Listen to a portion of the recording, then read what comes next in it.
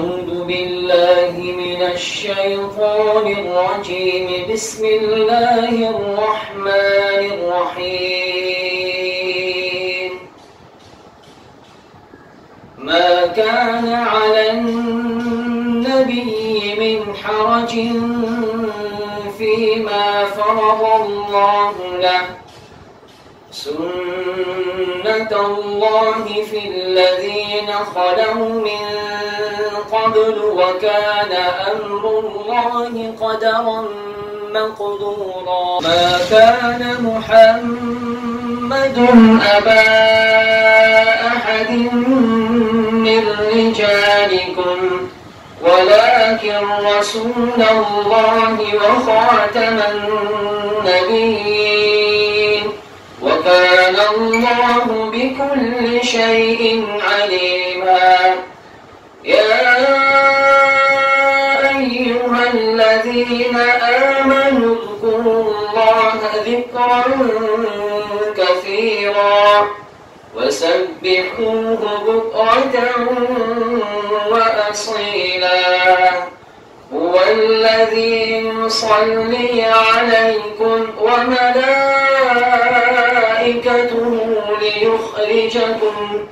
ليخرجكم من الظلمات إلى النور، وكان بالمؤمنين رحيما.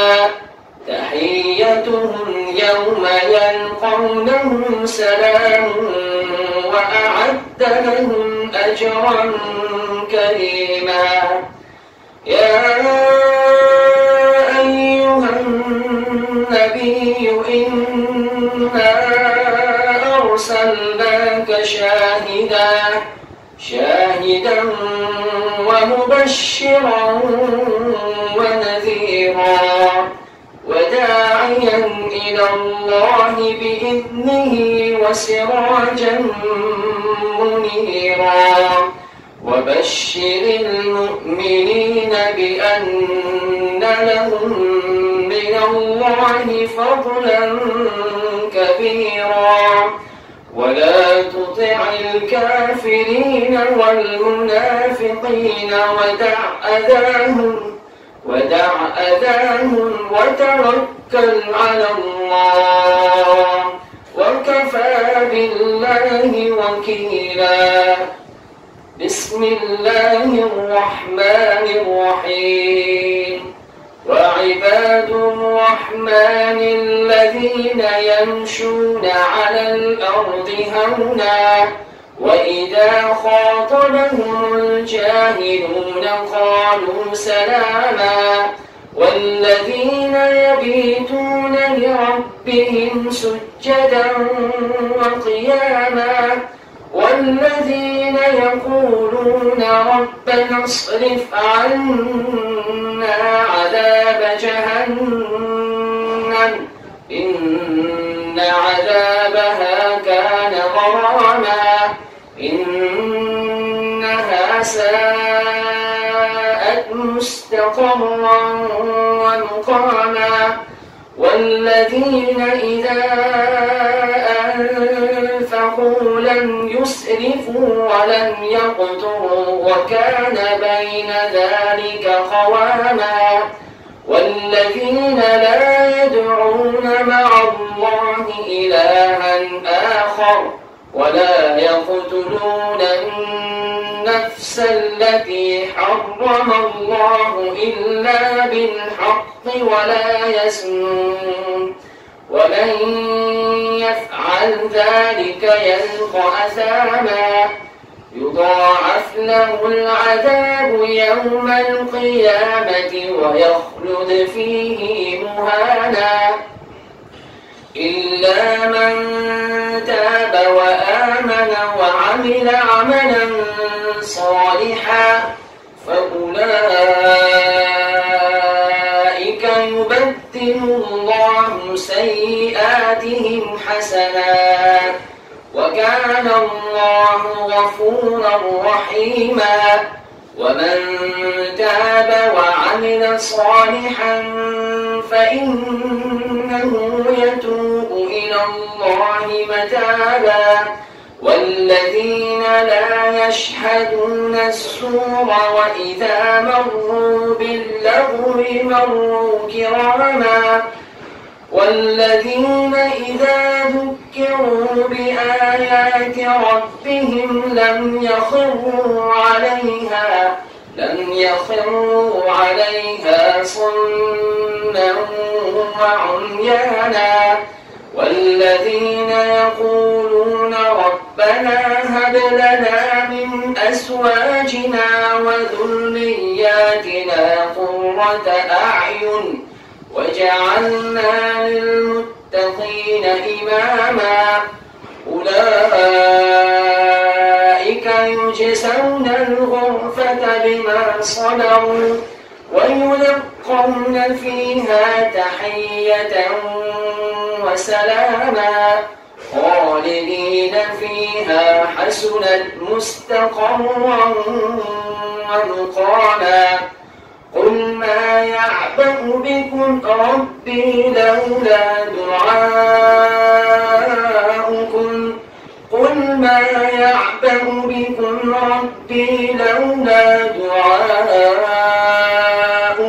فقد كذبتم فسوف يكون لزاما صدق الله العظيم. السلام عليكم ورحمة الله وبركاته. نحمد الله حمدا كثيرا طيبا والصلاة والسلام على سيد الأنبياء وعلى آله وأصحابه الأتقياء أما بعد فأعوذ بالله من الشيطان الرجيم بسم الله الرحمن الرحيم فلولا نفر من كل فرقة منهم طائفة ليتفقهوا في الدين ولينذروا قومهم إذا رجعوا إليهم لعلهم يحذرون صدق الله العظيم. وقال النبي صلى الله تعالى عليه وآله وسلم من يرد الله به خيرا يفقهه في الدين وكما قال عليه الصلاة والسلام.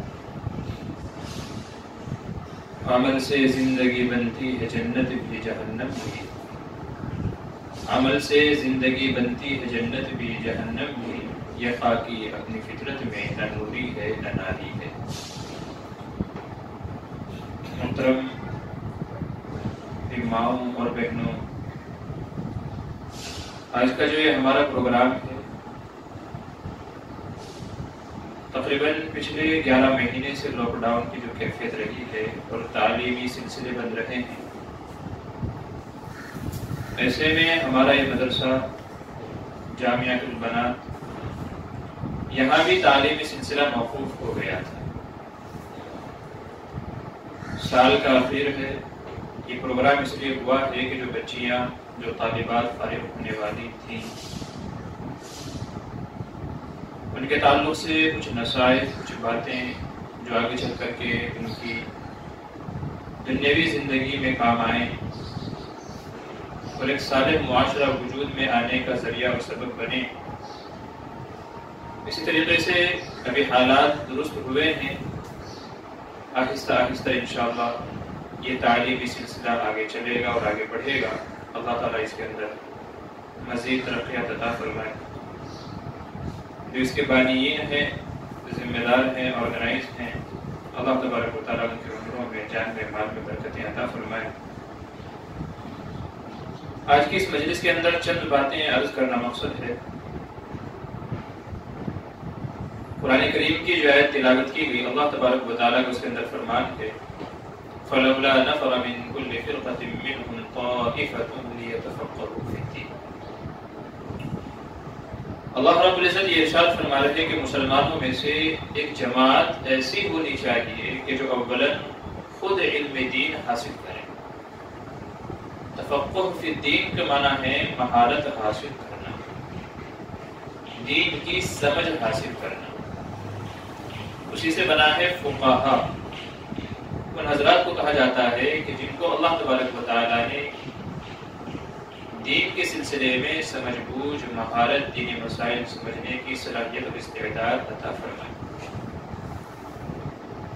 لیتفقہوا فی الدین، تو یہ ایک واجبی امر ہے۔ علماء فرماتے ہیں لیتفقہوا فعل امر ہے اور لام تاکید کا ہے، چاہیے کہ وہ علم دین حاصل کریں اور دین میں تفقہ پیدا کریں۔ اور یہ علم دین کا سیکھنا سکھانا کس نیت سے ہونا چاہیے، آگے اس کی وجہ بھی بیان کریں۔ وَلْيُنذِرُوا قَوْمَهُمْ اِذَا رَجَعُوا إِلَيْهِمْ، اور پھر اس علم دین کے سیکھنے سکھانے کا جو مقصد ہونا چاہیے وہ لوگوں کو ڈرانا، اللہ سے جوڑنا، اللہ کی عبادت و اطاعت فرمانبرداری پر پکارنا مقصد ہونا چاہیے۔ وَلْيُنذِرُوا قَوْمَهُمْ إِذَا رَجَعُوا إِلَيْهِمْ، کہ جب اپنے قوم کے اندر جائیں تو ان کو اللہ کے احکامات سکھلائیں، اللہ کے وعیدات سے ڈرائیں، تاکہ وہ ڈر جائیں، اللہ کی طرف لوٹ آ جائیں۔ یہاں اس مدرسے کے اندر بھی یہی علم دین کا سیکھنا سکھانا ہوتا ہے۔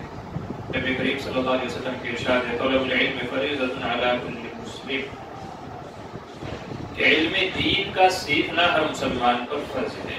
علماء فرماتے ہیں کہ مسلم مذکر کا صیغہ ہے مگر اس کے اندر مؤنث بھی داخل ہے، یعنی اس طریقے سے مردوں کے ذمے علم دین کو حاصل کرنا ضروری ہے تو اسی طریقے سے عورتوں کے ذمے بھی علم دین کو حاصل کرنا ضروری ہے۔ بلکہ علماء یوں فرماتے ہیں کہ مردوں کی بنسبت عورتوں کے اندر دینی تعلیم زیادہ ہونی چاہیے،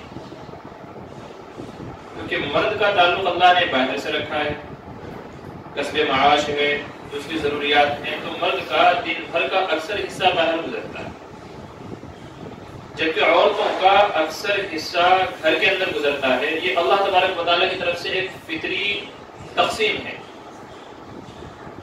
ایک فطری نظام ہے کہ مرد کو باہر کی ذمہ داریاں کام کاج سنبھالنے کی ذمہ داری تھی، عورت کو گھر کے اندر تربیت، گھر کے نظام کو لے کر کے چلنے کی تاکید کی۔ اب صالح معاشرہ جبھی وجود میں آ سکتا ہے جبکہ گھر صحیح ہو، گھر کی تعلیم و تربیت ہو جائے، گھر کے اندر بچے ہیں، مائیں ہیں، بہنیں ہیں، ساس ہے، نندے ہیں، کئی سارے افراد ہیں، تو ان کی تعلیم و تربیت اصلاح جبھی ممکن ہوگی جبکہ عورتوں کے اندر دین ہوگی۔ اس لیے بڑے بزرگ یوں فرماتے ہیں، علماء یوں فرماتے ہیں کہ اگر مرد کے اندر دین ہے تو سمجھ لو کہ گھر کی دہلیز تک دین آیا، گھر میں نہیں آیا، گھر کی دہلیز تک آیا۔ اور اگر عورت کے اندر دین آ گیا تو سمجھ لو کہ نسلوں کے اندر دین سرایت کر جائے گا۔ اس لیے مردوں کی بنسبت عورتوں کی تعلیم و تربیت پر زیادہ دھیان دیا گیا۔ تو میں حدیث کی وضاحت کر رہا تھا، نبی کریم صلی اللہ علیہ وسلم کا فرمان ہے طلب العلم فریضۃ علی کل مسلم، تو اس مسلم کے اندر جیسے مرد شامل ہے تو مسلمہ یعنی عورت بھی شامل ہے۔ اس حدیث کی تشریح کرتے ہوئے شارح فرماتے ہیں کہ یہاں پر جو طلب العلم فریضہ کا لفظ ذکر فرمایا، یہاں اس سے مراد اتنا علم دین کا سیکھنا ضروری قرار دیا ہر ایک مرد و عورت کے لیے کہ جس سے حلال و حرام کی تمیز ہو جائے۔ حلال کیا ہے، حرام کیا ہے، اس سے آگے کا جو علم ہے، اس سے اور مزید علم ہے، اس کا سیکھنا فرض کفایہ ہے۔ سیکھ لے گا تو بڑی اچھی بات ہے، نہیں سیکھے گا تو مسئلہ نہیں، لیکن اتنا ہر ایک مسلمان مرد اور مسلمان عورت کے لیے سیکھنا لازم و ضروری ہے کہ جس سے حلال و حرام کی تمیز ہو جائے۔ حلال و حرام سے مراد یہ ہے کہ ہماری زندگی کے جتنے شعبے جڑے ہوئے ہیں، ہماری زندگی سے جتنے شعبے ریلیٹڈ ہیں، نماز ہے، نماز میں کیا حلال ہے کیا حرام ہے، کن چیزوں سے نماز درست ہوتی ہے کن سے نہیں ہوتی، کیا کیا چیزیں نماز کو فاسد کرنے والی ہے، کن چیزوں سے نماز میں سے جیسے واجب ہوگا، اور نماز کے اندر کوئی غلطی ہو جائے تو اس کی تلافی کیسے ہوگی، نماز کے اوقات بھی اسی کے اندر داخل ہیں۔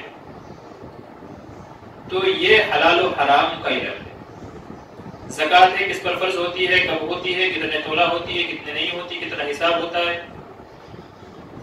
حج ہے کب فرض ہوتا ہے کب نہیں ہوتا ہے، کیا کیا اس کے شرائط ہیں۔ رمضان کا روزہ ہے کب رکھنا چاہیے کب نہیں رکھنا چاہیے، کب اجازت ہے توڑنے کی، توڑ دیا تو کیا کفارہ ہے، کب صرف قضا لازم ہوگی کب جو ہے کفارہ لازم۔ کاروبار کر رہے ہیں، بزنس کر رہے ہیں، تجارت کر رہے ہیں، تو اس کے اندر حلال کیا ہے، حرام کیا ہے. تجارت کے اندر شراکت ہے، مزاربت ہے. کہنے کا مطلب یہ ہے کہ ہماری زندگی سے 24 گھنٹے ریلیٹڈ جو بھی ذمہ داریاں ہیں، جو بھی کام کاج ہیں، ہر ایک کے اندر حلال کیا ہے، حرام کیا ہے، اس کا ہمیں علم ہونا چاہیے.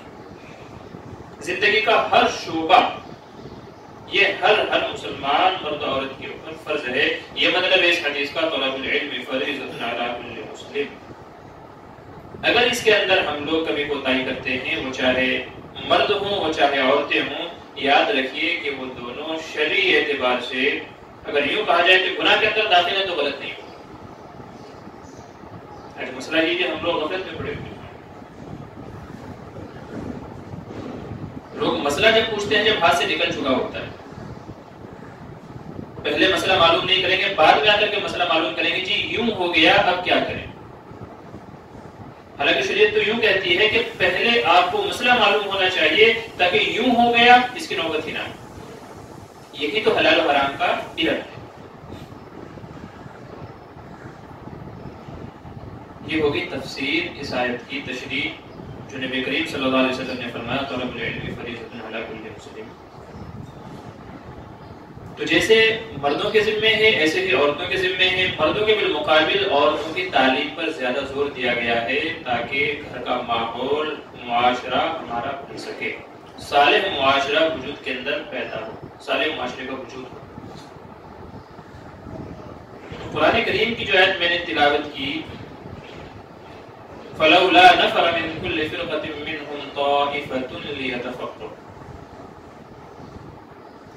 تو جہاں اس کے اندر طائفہ مراد جماعت، یعنی چند لوگ ایسے ہونے چاہیے. اور ظاہر ہے کہ جماعت کا اطلاق 3 یا اس سے زیادہ کے اوپر ہوتا ہے، جمع جسے کہا جاتا ہے. تو اس جماعت کے اندر جیسے مسلمان داخل ہیں ایسے ہی عورتیں بھی داخل ہیں. اور ماشاءاللہ ہمارا یہ مدرسہ جو مستورات کا ہے، یہ اس نہج کو یا اس ٹارگٹ کو لے کر کے چل رہا ہے کہ عورتوں کے اندر بھی تعلیمی بیداری ہو اور عورتیں بھی علم دین حاصل کریں. الحمدللہ ثم الحمدللہ یہ اسی سلسلے کی ایک کڑی ہے کہ ایسی جماعت ہونی چاہیے. جیسے مرد حضرات مدرسے میں جا کے تعلیم حاصل کرتے ہیں تو ایسے ہی عورتیں بھی اپنے شرعی قواعد جو علماء نے بیان کیے ہیں ان کے دائرے میں رہتے ہوئے عورتوں کو تعلیم و تعلم کا یہ سلسلہ ہونا از حد ضروری ہے. اگر ہم یہ چاہتے ہیں کہ ہمارے بچے، ہماری اولاد، ہماری نسلیں، ہمارا گھرانہ، ہمارا معاشرہ گناہوں سے پاک صاف رہے تو اس کے لیے ضروری ہے کہ عورتوں کے اندر تعلیم ہونی چاہیے. ماشاءاللہ آج جو بچیاں فارغ ہو رہی ہیں یا جو اساتذہ حضرات ہیں جو اس سلسلے کے اندر محنتیں کر رہے ہیں، مجاہدے کر رہے ہیں، اللہ تبارک و تعالیٰ ان کو جزائے خیر عطا فرمائے. تو یہ اللہ تبارک و تعالیٰ کا جو حکم قرآن کریم کے اندر دیا گیا تھا اسی سلسلے کی ایک کڑی اور ایک کوشش ہے جیسا کہ میں نے بتایا. اور یہ جو اس فیلڈ کے اندر لگنا یا یوں کہہ لے عالمہ بننا یا دین کا علم حاصل کرنا، فارسی کا شعر ہے کہ یہ قوت بزور بازو نیست تنہ بخشد خدائے بخشد. کہ یہ جب تک حاصل نہیں ہوتا، میسر نہیں ہوتا جب تک کہ اللہ تبارک و تعالیٰ کی مرضی شامل نہ ہو جائے. اب یہ تو اگر آپ یہیں امرود نگر میں دیکھنے جائیں گے تو ہزاروں کی تعداد میں مستورات ہیں، لیکن یہاں علم دین حاصل کرنے طالبہ بننے کتنی آ گئی ہیں؟ ایک محدود تعداد، 50، 100، 150، 200 جو بھی تعداد ہے بس. پورے جوگے شورش میں اگر کہا جائے تو 2% مشکل سے. تو اللہ تبارک و تعالیٰ نے آپ حضرات کو چنا ہے. اور یہ میں نہیں کہہ رہا، یہ سرکار دو عالم صلی اللہ علیہ وسلم فرما رہے ہیں. میں نے حدیث تلاوت کی، من یرید اللہ بہ خیرا یفقہہ فی الدین، کہ اللہ تبارک و تعالیٰ جس کے ساتھ بھلائی کا ارادہ کرنا چاہتا ہے اسے دین کی سمجھ دیتا ہے. یہاں علماء نے دین کی اگر سے تفقہ کے معنی سمجھ کے ہیں لیکن اس سے مراد علم ہے. اللہ تعالیٰ اسی کو دین کا علم دیتا ہے جس کے ساتھ خیر اور بھلائی کا ارادہ فرماتا ہے. غالباً امام ابو یوسف یا امام محمد رحمۃ اللہ علیہ کے تعلق سے آتا ہے کہ انتقال کے بعد کسی نے پوچھا حضرت کیا رہا خواب میں دیکھا، تو پوچھا حضرت قبر میں کیا معاملہ رہا؟ فرمایا بخشش ہو گئی۔ اللہ تعالیٰ نے فرمایا کہ اگر تجھے عذاب دینا ہوتا تو اپنا علم تیرے سینے میں نہیں اتارتا، اگر عذاب دینا ہوتا تو علم دین تیرے سینے میں نہ رکھتا۔ تو اس لیے آپ حضرات کو قابل مبارکباد ہیں کہ اللہ تبارک و تعالیٰ نے اس علم کے لیے آپ کو چنا، منتخب کیا، ہزاروں کیا لاکھوں میں سے چن کر کے آپ کو یہاں بٹھایا، اپنا علم دیا اور معاشرے کو صالح بنانے میں، معاشرے کی کردار سازی میں آپ کا نام منتخب کیا گیا۔ اس لیے یہ جو سلسلہ چل رہا ہے اس سلسلے کو ایسے ہی چلاتے رہیں۔ یہ ایک اعتبار سے صدقہ جاریہ ہے، یہ تمام حضرات کے لیے، بلکہ یوں کہہ لیں کہ پوری امت کے حق میں یہ صدقہ جاریہ ہے جب تک یہ سلسلہ چلتا رہے گا۔ جو اساتذہ ہیں ان کے حق میں بھی، جو پڑھنے والیاں ہیں ان کے حق میں بھی، اور یہاں سے پڑھ کر کے فارغ ہونے کے بعد اپنی زندگیوں میں جا کر کے وہ جو آگے معاشرے کی کردار سازی میں، بچوں کی کردار سازی کے اندر جو ان کا کردار رہے گا، اس سب کا ثواب اس مدرسے کو، مدرسے کے بانیین کو، یہاں کے اساتذہ کو ملتا رہے گا انشاءاللہ ثم انشاءاللہ۔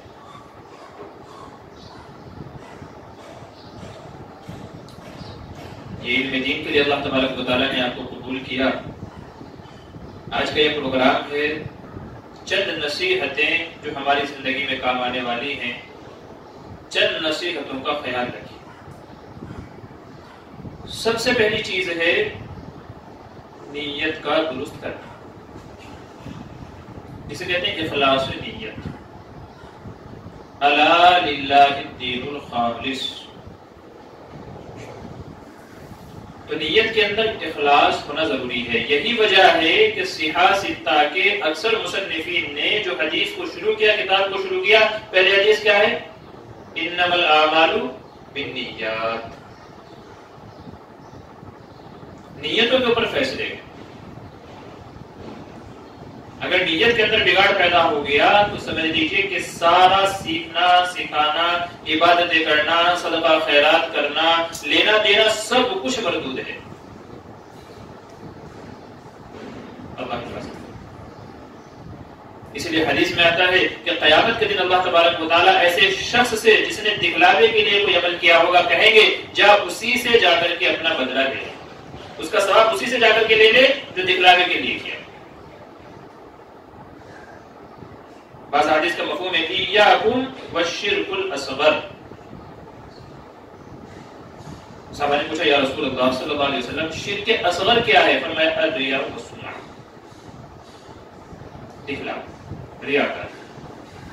تو اس لیے اس علم دین کے حاصل کرنے میں بھی نیتوں میں اخلاص ہونا چاہیے۔ مقصد ہمارا صرف یہ ہونا چاہیے کہ اس کے ذریعے سے سب سے پہلے اپنی ذات کی اصلاح ہو جائے، اور پھر یہ علم ہمارا اللہ سے جڑنے کا ذریعہ اور سبب بن جائے، اور اس کے ذریعے سے ہم لوگوں کی بھلائی، خیر خواہی اور ان کی کردار سازی کرنے میں معاون بنیں۔ وتعاونوا علی البر والتقوی، بھلائی اور نیکی کے کاموں پر مدد ہونی چاہیے۔ تو سب سے پہلی چیز کہ نیت کے اندر اخلاص ہونا چاہیے۔ اخلاص کے اوپر ہر عمل کا دار و مدار۔ نمبر دو، دوسری نصیحت ہے کہ جو ہم نے پڑھا اس کے مطابق عمل بھی ہونا چاہیے۔ کہا جاتا ہے العلم بغیر عمل لا ينفع، علم بغیر عمل کے نفع نہیں دیتا۔ قرآن کریم میں کہا گیا یا ایھا الذین آمنوا لم تقولون ما لا تفعلون، ایسی باتیں کیوں کہتے ہو کہ جو خود نہیں کرتے۔ اس کا مطلب یہ نہیں ہے کہ اگر ہم عمل نہیں کرتے تو دوسروں کو کہنا بھی نہیں چاہیے، نہیں۔ مولانا اشرف علی تھانوی رحمۃ اللہ علیہ اس کے تعلق سے اس کی تفسیر کرتے ہوئے لکھتے ہیں کہ اس کا مطلب یہ نہیں ہے کہ بے عمل واعظ نہیں کہہ سکتا، بے عمل واعظ نہیں کہہ سکتا، مطلب یہ نہیں ہے۔ مطلب یہ ہے کہ واعظ بے عمل نہیں ہونا چاہیے، واعظ بے عمل نہیں ہونا چاہیے۔ وذکر فإن الذکریٰ تنفع المؤمنین. تو اس لیے کہتے سنتے رہنا چاہیے. انشاءاللہ سب سے پہلے وہ چیز اپنے دل کے اندر بیٹھ جاتی ہے. اذا تکرر السمع تقرر فی القلب. عربی کا مقولہ ہے. جب کسی چیز کو بار بار سنتے ہیں تو وہ انشاءاللہ دل کے اندر بیٹھ جاتی ہے. وہ ریا جس پہ زاہد تھے دانزن، وہ ریا جس پہ زاہد تھے دانزن، پہلے عادت پھر عبادت ہو گئی. تو اس لیے کہنا سننا نہیں چھوڑنا چاہیے، لگے رہنا چاہیے. انشاءاللہ ایک دن ضرور اللہ تبارک و تعالیٰ خود کے دل میں اور خود کی اصلاح کروانے. تو اس لیے ہم نے جو یہاں پڑھا، جو سیکھا علم دین، تو اس کے مطابق ہمارا عمل بھی ہونا چاہیے. حضرت عمر فاروق رضی اللہ عنہ کے تعلق سے آتا ہے کہ تقریباً 2.5 سے 3 سال کے اندر آپ نے سورہ بقرہ حفظ کی، اور پھر اس کی خوشی میں اونٹ ذبح کر کے صحابہ کو کھلایا، صحابہ میں تقسیم فرمایا. حالانکہ اہل عرب تو حافظے کے اندر بہت تیز ہے، بلکہ بعض علماء نے کہ اللہ تبارک و تعالیٰ نے نبی کریم صلی اللہ علیہ وسلم کو اہل عرب میں سے کیوں پیدا کیا اور قرآن کریم کو عربی میں کیوں نازل کیا، اس کی ایک وجہ یہ بیان فرماتے ہیں کہ اہل عرب کا قوت حافظہ بہت تیز تھا. یہاں تک کہ ان کو اپنے جانوروں کے انساب بھی یاد تھے، نسلیں یاد تھی کہ میرا یہ جو گھوڑا ہے اس کا باپ کون تھا، اس کا باپ کون تھا، اس کا باپ کون تھا. قبیلے خاندانوں کے نسل ان کو یاد تھے، نسل نامے یاد تھے. تو قوت حافظہ بہت اسٹرانگ تھا. اِنَّا نَحْنُ نَزَّلْنَا الذِّكْرَ وَإِنَّا لَهُ لَحَافِظُونَ. ہم اس کی حفاظت کریں گے. تو قرآن کریم کی محافظت کب ہو سکتی تھی؟ جبکہ ان لوگوں میں نازل کیا جائے جن کا قوت حافظہ مضبوط اور اسٹرانگ تھا. تو یہ ایک وجہ بیان فرمائی کہ اس لیے اللہ تبارک و تعالیٰ نے نبی کریم صلی اللہ علیہ وسلم کو اہل عرب میں سے قرآن کو عربی زبان میں اتارا.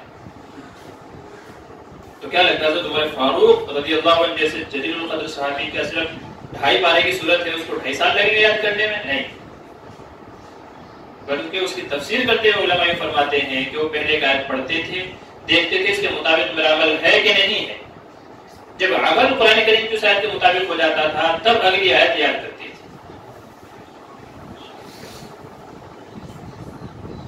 تو اس لیے جو ہم نے پڑھا، جو سیکھا، اس کے مطابق عمل بھی ہونا چاہیے. نمبر 3، آج اگر ہم دیکھیں کہ فتنے چل کر کے نہیں، سواریوں پہ سوار ہو کے آ رہے ہیں. زندگی اور یہ دنیا روز بروز کم ہوتے ہوتے ہوتے قیامت کی طرف جا رہی ہے.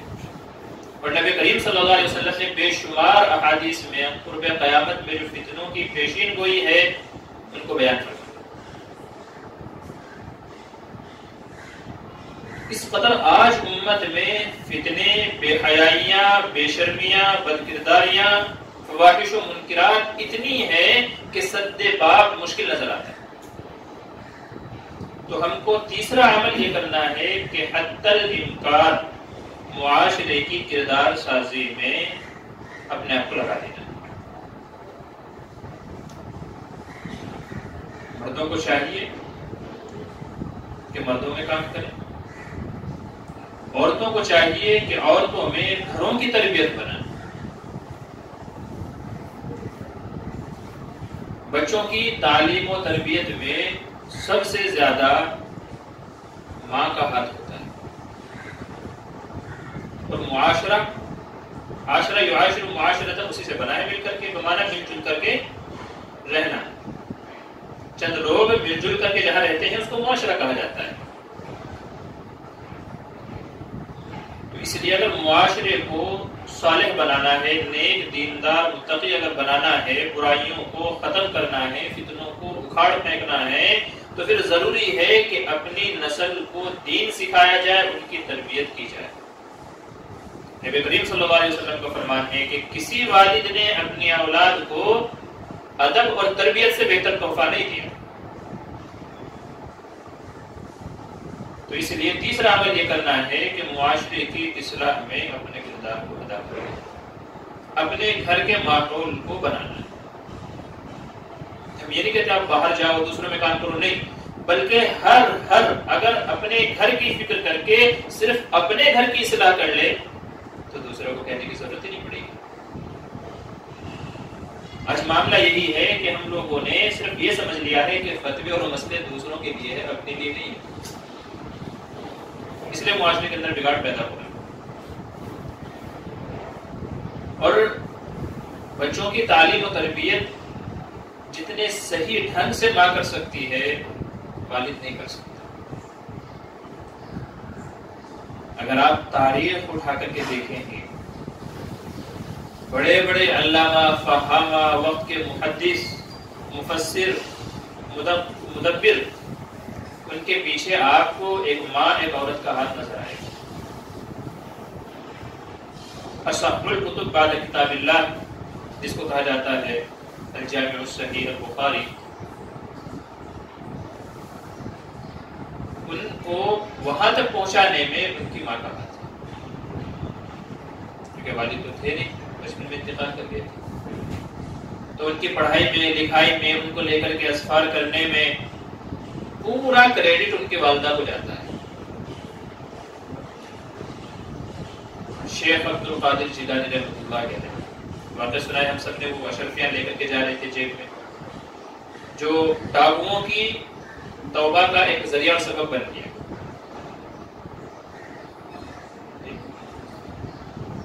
تو پیچھے کون نصیحت کرنے والا ہے، کردار کو بنانے والا ہے، نصیحت کرنے والا ہے، تربیت کرنے والا ہے، ماں ہے۔ زیادہ دور مت جائیے، ٹیپو سلطان شہید رحمۃ اللہ علیہ، ان کے تعلق سے آتا ہے کہ ایک مرتبہ جنگل میں شکار کر گئے تھے، بچپن کا واقعہ ہے، جب عمر 14-15 سال رہی ہوگی، تو کہتے ہیں شیر آ گیا، شیر سے لڑائی ہوئی تو انہوں نے شیر کو پچھاڑ دیا، ان کی تاریخ میں لکھا ہے سوانے میں۔ تو والد صاحب نے حیدر علی آ کر کے بیگم سے بتایا، بیگم آج پتہ ہے کیا واقعہ ہوا؟ بولے شیر آ گیا تھا ہمارے صاحبزادے کی، اس سے لڑائی ہوئی، انہوں نے شیر کو گرا دیا، مار ڈالا شیر کو۔ تو والدہ نے جو جملہ کہا وہ یاد رکھنے کے لائق ہے، کہتی ہیں کہ شیر کے اگر ہاتھی بھی آ جاتا مجھے اللہ کی ذات سے امید ہے کہ یہ اس کو بھی پچھاڑ دیتی۔ کیوں ایسا؟ فرمایا کہ خدا گواہ ہے کہ میں نے اپنے اس بچے کو کبھی بے وضو دودھ نہیں پلایا،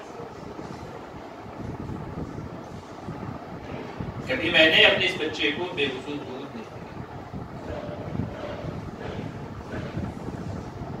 دیکھ لیتا تمہارے پتہ نہیں کیسے بڑے بڑے کام سے کیے۔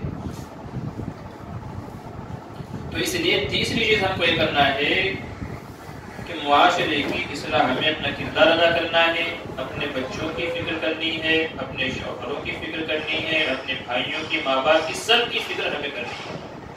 خاص طور سے ایک چیز کا خیال رکھیں کہ عموماً ہمارے یہاں دیکھنے میں آیا ہے کہ شادی ہونے کے بعد جب لڑکیاں نئے گھر میں جاتی ہیں تو ان کی خواہش یہ ہوتی ہے کہ بس کسی طریقے سے ہماری خواہشیں پوری ہوتی رہیں، شوہر وہ چاہے حرام کما کر کے لا رہا ہے چاہے حلال کما کر کے لا رہا ہے۔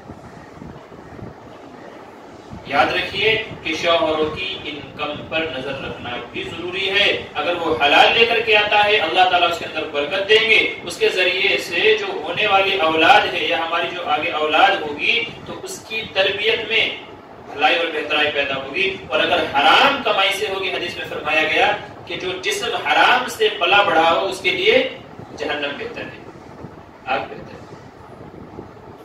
ہمارے یہاں یہ ہوتا ہے بس شوہر لا رہا ہے، جیسے کہیں سے بھی لا رہا ہے، ہم کو واسطہ نہیں ہے، ہم تو گھر میں رہتے ہیں، ہم کو تو اپنی ضروریات چاہیے، ہم کو تو اپنی خواہشیں پوری ہونی چاہیے، بس شوہر کہیں سے بھی لا، ایسا نہیں ہونا چاہیے۔ تو اس چیز کا خاص خیال رکھیں، انشاءاللہ یہ چیز آپ کی کردار سازی میں اور اولاد کی کردار سازی میں بڑی معاون بنے انشاءاللہ۔ ایک اور چوتھی چیز، چونکہ یہ اہل علم کا مجمع ہے، کہ مطالعہ کرنا کبھی نہ چھوڑے، مطالعہ کرنا کبھی نہ چھوڑے،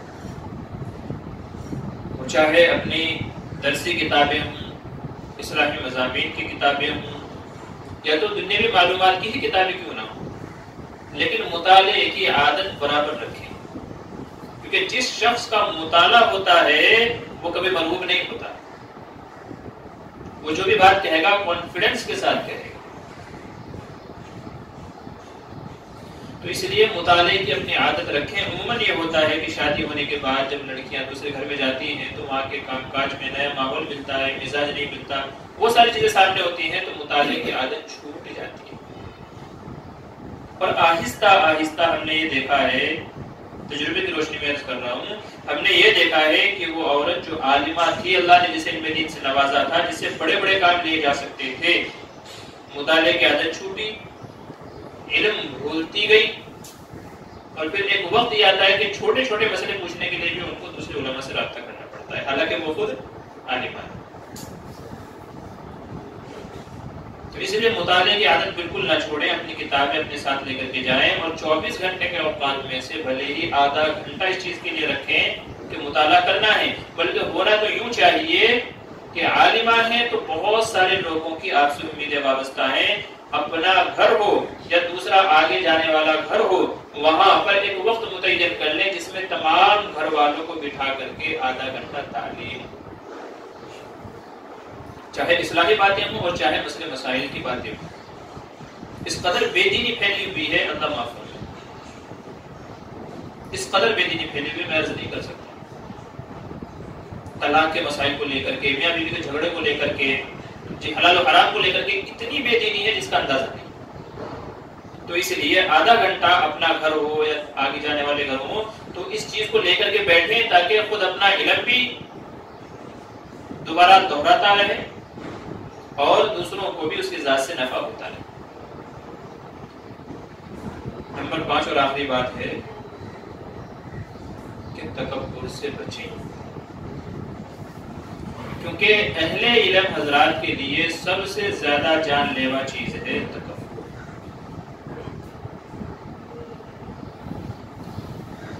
علم کو کھا جاتا ہے، آدمی کی صلاحیت کو کھا جاتا ہے.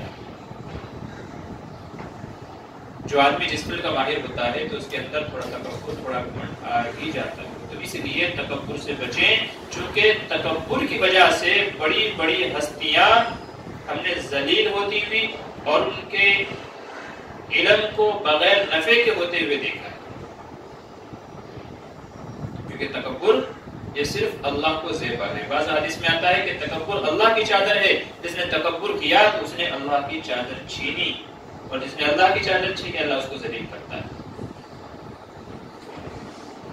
تو اس لیے علم سے تکبر پیدا ہو جاتا ہے، اور یہ تکبر کب آدمی کے ذات کے اندر داخل ہو جائے پتہ نہیں. تو اس لیے ہمیشہ تکبر سے بچیں. من تواضع للہ رفعہ اللہ، تو ہمیشہ اپنے اندر تواضع، عاجزی پیدا کریں. اس لیے علماء یہ کہتے ہیں کہ علم جس کے اندر داخل ہوتا ہے اس کے اندر تواضع پیدا کر دیتا ہے، اور جس کے سر کے اوپر سے گزر جاتا ہے اس کے اندر تکبر پیدا کر دیتا ہے. تو اس لیے تکبر سے بچیں، کیونکہ تکبر سب سے زیادہ نقصان دہ ہے، جو پڑھا لکھا سب کو ضائع اور برباد ہونے کا سبب اور ذریعہ بن جاتا ہے. تو یہ کچھ نصیحتیں تھیں، ہماری جو آنے والی زندگی ہے اس میں کام آنے والی ہیں. تو اسی لیے ان نصیحتوں کا خیال رکھیں. اللہ تبارک و تعالیٰ سے دعا ہے کہ اللہ تبارک و تعالیٰ ہم سب کو کہنے سننے سے زیادہ عمل کی توفیق نصیب فرمائے. جی مختصر دعا فرمائیے. اللهم صل على سيدنا وشفيعنا وحبيبنا ونبينا ومولانا محمد وبارك وسلم. ربنا ظلمنا انفسنا وان لم تغفر لنا وترحمنا لنكونن من الخاسرين. ربنا آتنا في الدنيا حسنة وفي الآخرة حسنة وقنا عذاب النار. لا إله إلا الله الحليم الكريم. سبحان الله رب العرش العظيم. أسألك موجبات رحمتك وعزائم مغفرتك والغنيمة من كل بر والسلامة من كل إثم. لا تدع لنا ذنبا إلا غفرته ولا هما إلا فرجته ولا حاجة هي لك رزق إلا قضيتها يا أرحم الراحمين ويا أكرم الأكرمين. ربنا واغفر لنا ذنوبنا وإسرافنا في أمرنا وثبت أقدامنا وانصرنا على القوم الكافرين. ربنا لا تجعلنا فتنة للقوم الظالمين ونجنا برحمتك من القوم الكافرين. ألف لام ميم الله لا إله إلا هو الحي القيوم وعنت الوجوه للحي القيوم. رب ارحمهما كما ربياني صغيرا. ربنا لا تزغ قلوبنا بعد إذ هديتنا وهب لنا من لدنك رحمة إنك أنت الوهاب. ربنا إنك جامع الناس ليوم لا ريب فيه إن الله لا يخلف الميعاد. یا اللہ ہمارے صغیر کبیرہ گناہوں کو معاف فرما. یا اللہ چھوٹے بڑے تمام خطاؤں سے درگزر فرما. یا اللہ جانے انجانے میں ہم سے جو گناہ ہوئے، رات کے اندھیرے میں دن کے اجالے میں جو خطائیں ہوئی، مولا کریم تیری نافرمانیاں ہوئی، یا اللہ اپنے دریا رحمت سے سب کو معاف فرما. یا اللہ تمام سیئات کو حسنات سے مبدل فرما.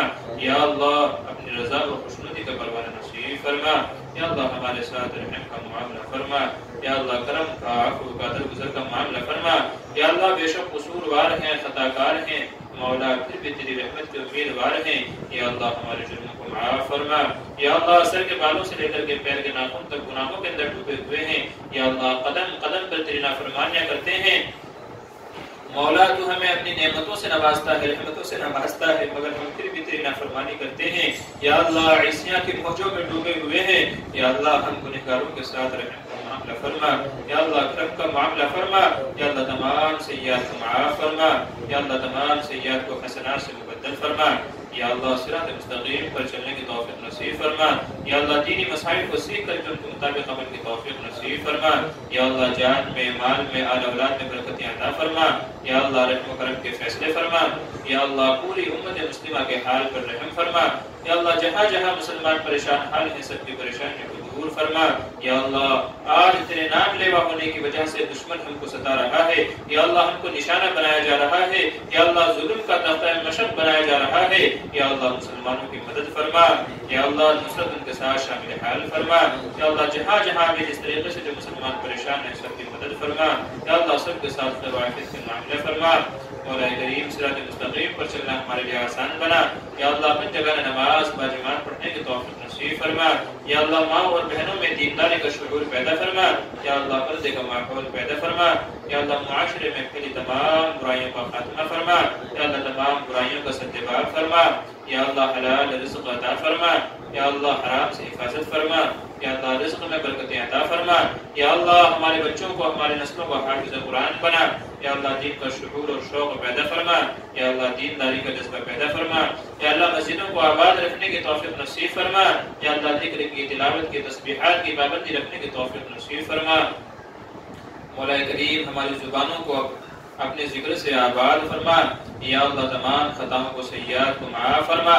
مولا کریم جن لوگوں نے ہمیں دعا کے لیے کہا ہے یا لکھا ہے یا ان کا ہم پر حق ہے یا وہ ہم سے امید رکھتے ہیں، یا اللہ سب کی جائز تمناؤں کو پورا فرما. یا اللہ حاضرین مجلس کی جائز تمناؤں کو پورا فرما. یا اللہ مقاصد حسنہ میں کامیابی نصیب فرما. یا اللہ جو مقروض ہیں ان کے قرضوں کی ادائیگی کی شکلیں پیدا فرما. یا اللہ جو پریشان حال ہیں ان کی پریشانیوں کو دور فرما. یا اللہ جو بے اولاد ہیں انہیں نیک صالح اولاد نصیب فرما. یا اللہ جو بے نکاح ہے لڑکے لڑکیاں بیٹھی ہوئی ہیں، یا اللہ تیرے یہاں تو ہر ایک کا جوڑا ہے. یا اللہ ان کے مناسب رشتوں کے انتظام فرما. یا اللہ ان کے مناسب رشتوں کے انتظام فرما. مولا کریم ہماری تمام دعاؤں کو نبی کریم صلی اللہ علیہ وسلم کے صدقہ و تفضل میں قبول منظور فرما. وصلی اللہ تعالی علی خیر خلقہ محمد وآلہ وصحبہ اجمعین برحمتک یا ارحم الراحمین. ماشاءاللہ آج کا یہ پروگرام جو آپ حضرات نے رکھا ہے بہت اچھا ہے، بہت اچھا ہے، اور اس طریقے کا پروگرام ہونا بھی چاہیے تاکہ یہ دوسرے لوگوں کے اٹریکٹ ہونے کا یا ان کے اندر دینداری کا جذبہ پیدا ہونے کا ایک ذریعہ بنے. تو اس طرح کا پروگرام رکھیں گے انشاءاللہ جو دوسری ایسی ہماری مائیں بہنیں ہیں یا ہمارے ایسے گھرانے ہیں کہ جن تک دین نہیں پہنچا ہے یا جو اس کی اہمیت سے واقف نہیں ہے، تو اس طرح کے پروگرام سے انشاءاللہ ان تک بھی بات پہنچے گی اور وہ بھی اپنے بچوں کو دینی تعلیم سے آراستہ ہو کر راستہ کریں گے. تو اللہ تبارک و تعالیٰ جزائے خیر عطا فرمائے. بالخصوص مدرسے کے منتظمین حضرات کو جس کو لے کر کے چل رہے ہیں اور جس کو چلاتے ہیں، اور ان سے گزارش بھی ہے کہ وہ اس سلسلے کو اسی طریقے سے لے کر کے چلیں. اور اگر کبھی اس طرح کی کوئی ایسی پریشانی سامنے آئے تو اپنے یہاں کے جو ذمہ دار حضرات ہیں ان سے مل کر کے انشاءاللہ مسئلے کا حل نکل آئے گا. لیکن کوشش یہ رہے کہ جو ایک ذریعہ ہو گیا ہے لوگوں کی اصلاح کا، مستقبل میں تعلیم تربیت کا، تو انشاءاللہ تا قیامت اس طریقے سے چلتا رہے. اور اللہ تبارک و تعالیٰ اس مدرسے کے ذریعے سے، ذمہ داروں کے ذریعے سے اس سلسلے کو اسی طرح چلاتا رہے. اللہ تبارک و تعالیٰ مدرسے کو دین دنیا چوری طرف عطا فرمائے. آمین ثم آمین.